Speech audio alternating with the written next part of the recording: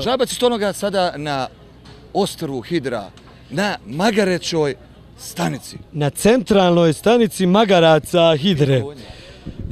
Ima tu i par konja, oni su malo skuplje linije drže. Evo, slovenačka ekipa je već na putu za linija 2. Linija 2 vozi za Gudi i Luluka. Se zovu, da vam predstavimo naše dvojicu prevoznika.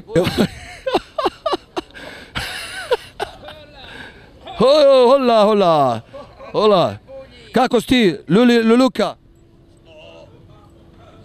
Udobno je sjedište.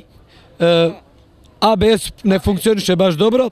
Javljamo se sa centralne stanice Magaraca na Hidri u Atini. Temperatura 30 stepeni, Stonoga i Žabac na specijalnom zadatku. Ćao, Alora.